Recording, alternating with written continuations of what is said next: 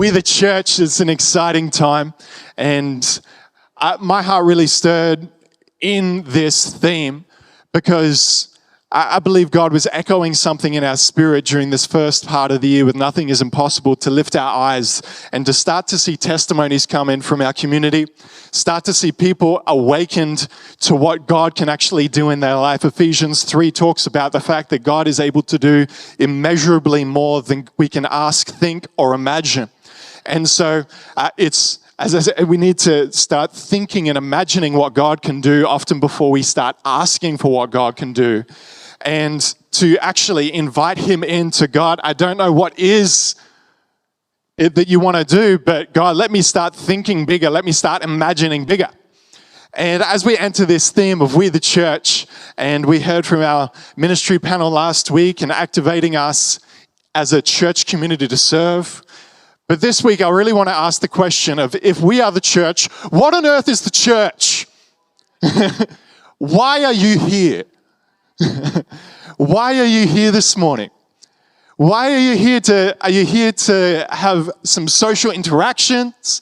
Are you here to worship the Lord? Are you here because your kids love the kids ministry downstairs, because we have an incredible team who believe in the next generation and raising up giants? Are you here because the coffee tastes wonderful?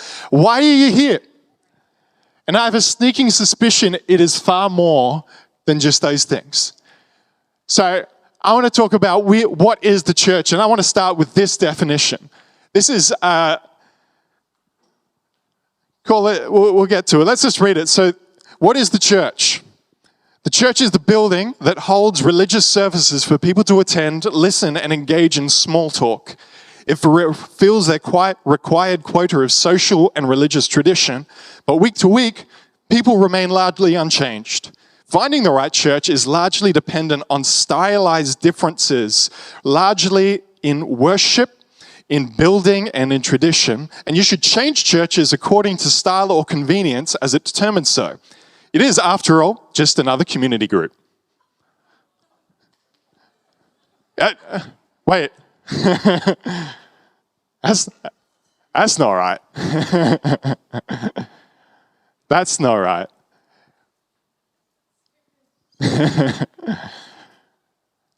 We are not a part of a community group, are we? We are not just in this because of the style.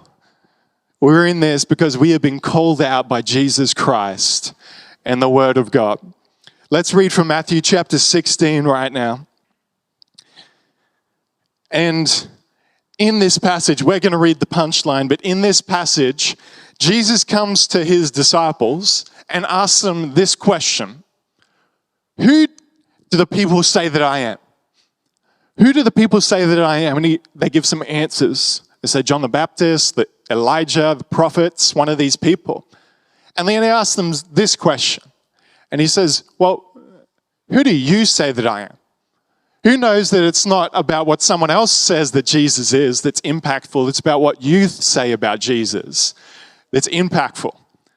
And so who do you say that I am? And Simon, also called Peter, also called Cephas, because the Bible is that way, says this, is that you are the Christ, the Son of the living God. And Jesus turns to him and it says, blessed are you, Peter. And this is what, blessed are you, Simon, son of Jonah, also called Peter, for this was not revealed to you by flesh and blood, but by Father in heaven. And I tell you that you are Peter, on this rock I will build my church, and the gates of Hades will not overcome it. I will give you the keys of the kingdom of heaven. Whatever you bind on earth will be bound in heaven, and whatever you loose on earth will be loosed in heaven. Nothing is impossible. Now I will build my church. God is building his church. Church is not humans' idea, it is God's idea. It is his institution, and we will get into this, for bringing his kingdom. It is a group of people that will find out that are so sold out by the Lord that they can't help but be separate from the world. And you know what? The gates of Hades will not overcome it. That's not it may overcome it. There will be a battle. No, it is already done. The gates of Hades will not overcome the church.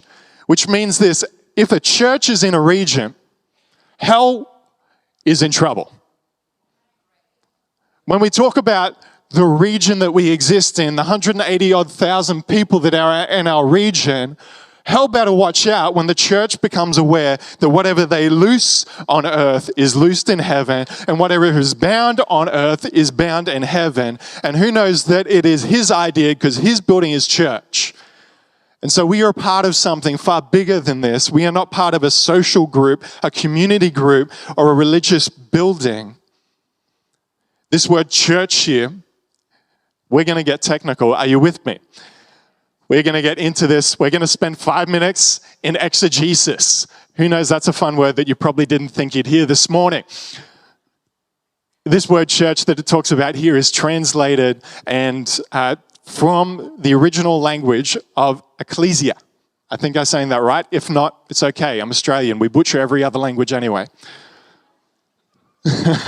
Sorry, bilingual people in the room. But this word ecclesia, which has been translated into our English version of the Bible, becoming church, turns out it's not a great definition or translation of this word.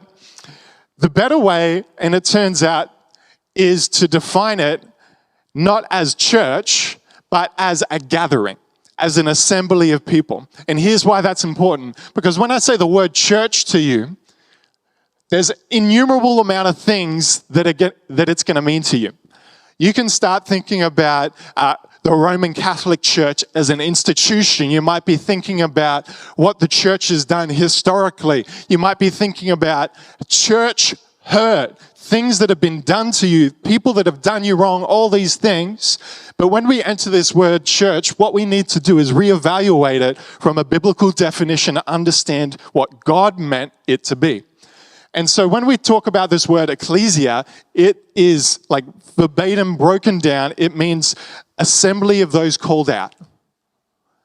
Assembly of those called out. It is a gathering of those who have been called out. We have been called out from the world by the word of God. And because we've done that, we gather together.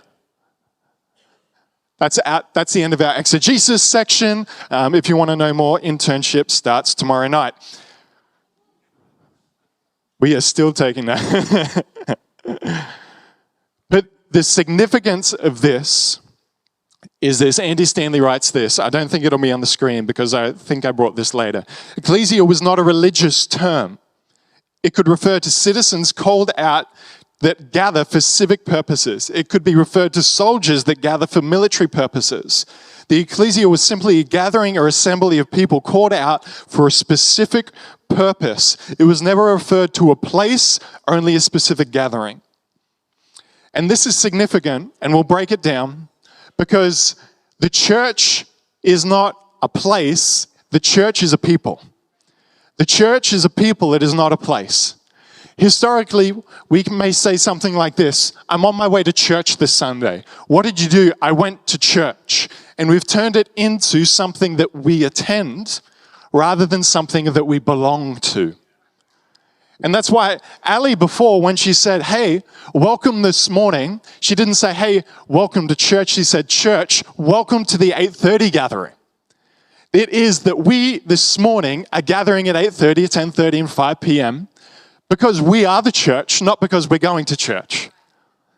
The significance of this is that, as I scroll down on my notes,